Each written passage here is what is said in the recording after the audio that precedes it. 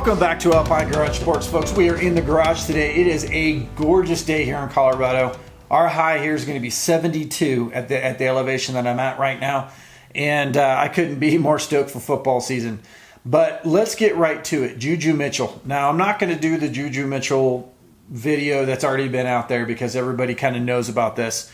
But just short run, he's a 6-year guy. He played ball at notable universities like the University of Texas and the University of Tennessee, a very good University of Tennessee squad last year, and has had accolades all the way along, including the fact that he hit his 150th tackle last year at the Division I level. So at that point, he has got a ton of experience. He comes with a little bit of baggage based off of media reports. So he was dismissed from ASU after, I guess, a week based on cultural issues. Something apparently happened at practice, and Kenny Dillingham said, hey, you know what? We're trying to build a program here. So then you ask yourself, and a lot of people are wondering this, why would we bring someone into our program, a seemingly very tight program with a culture that is very, very tight? Why would we bring a guy like that in at the last minute and potentially set fires in camp? So here is my take on this. So a couple of weeks ago, you guys saw a press conference with Coach Prime talking to the media, and someone had brought up the culture at CU, and he mentioned that he didn't really understand the word culture. It had been used a lot to him when he was at JSU and then now at Colorado, and that he just wants to win. That's his goal. Is he is a winner and he wants to win now. He wants winners to come into camp. He doesn't care if they get along or don't get along. He wants the culture to be winning. And so that said, that actually is the definition of culture.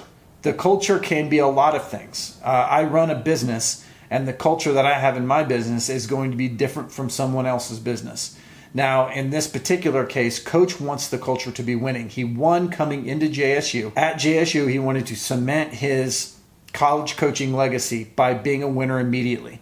He not only proved that he is a good coach, he not only proved that he can recruit good coaches, but he also proved that he can recruit good players.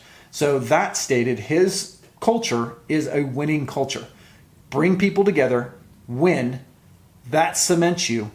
You go forward as a winning culture. That's basically what he said, is that he wants to win, and he wants to win now. He wants to bring people in who can win now. Now, can Juwan Mitchell come in and help us as a football team?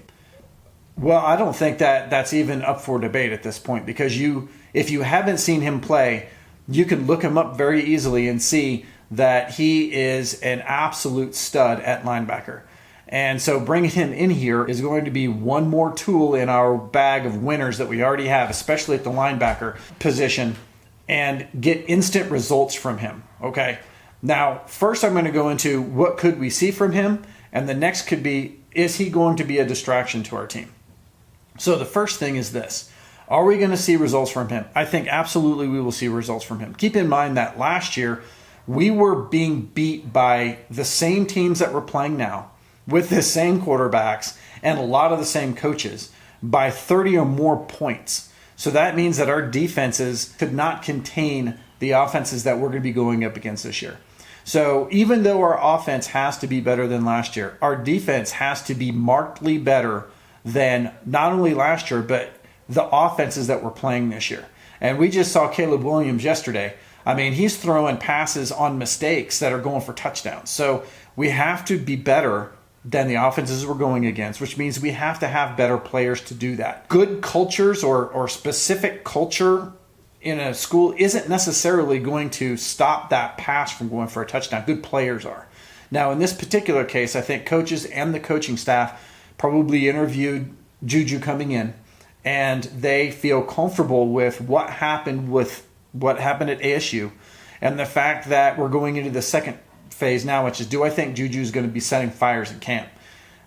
Obviously, if the coaches feel like he could fit into this program, then there's no reason why I shouldn't feel that. The reason why I think is because he's a 6-year guy. There's not a lot of extra chances for Juju. He has a great and storied college career. He could go and be drafted, actually, after this year, but he has to somewhat erase what happened at ASU, because when you're looking at the pro levels, a college level, we can take someone that has a questionable past and take a gamble on them. Try to make it into something positive for both the player and the school. NFL teams can't do that. There's way too much writing on that. So he has to, at this point, erase what happened to ASU. And he can do that in Colorado. And when you're talking about what we could have the potential to do this year, which is make a run and win a Pac-12 championship and be relevant this year, he is on a stage right now that could absolutely erase that. I am almost positive that the coaches took that stance with him and said, listen, whatever happened is whatever happened. You made a mistake. We all make mistakes. But if we made mistakes and never recovered, we'd be a land of a bunch of just zombies walking around here. But we all know we made that mistake and we were able to change and move on. Someone gave us an opportunity in order to make that change, and we're going to have a platform to do it. And if you don't think that our coaches can make that happen, I don't know what coaches can. Okay, so Kenny Dillingham is on a 3-year redevelopment program, he says. We're going to build the team in 3 years. That's the old school way of doing things. Coach Prime has the new school way of doing things, which is we have the tools to win right now. We have him as the coach. We have his ability to recruit the best coaches in the country and his ability to use the transfer portal and every other recruiting tool out there to his advantage in order to build a team right now. And when he meant that, he meant that if Juju Mitchell, for instance, comes available the week before season, we're going to take him. And we're going to use his skills to make this team a winner and have that winning culture. And that's what we're going to do. So do I think that the bringing on of Juju Mitchell is in any way, shape, or form concerning? No, I don't. If it were any other coaching staff, I might. If it was a 3-year redevelopment program, I might. But this year, no, I don't think so. In fact, it's almost like anything else. When we all get busy, when we're put into a busy environment, man, there is no time whatsoever to start causing problems. You are flat busy all the time.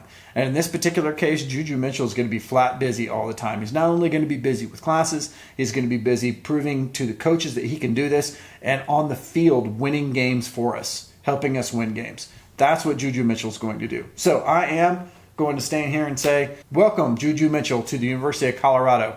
And we are looking forward to you getting out, balling out, and proving every other doubter wrong about you coming into this university. That is a wrap from Alpine Garage Sports. If you haven't already gone down and joined our club by hitting that subscribe button, make sure you put a comment down below. Am I way off on this? Is he going to be causing problems this year? Is he going to bring some more heat to that already good linebacking crew so that we can decimate the likes of Caleb Williams coming into our house? We will see you in the next video, and if you haven't already heard, we coming.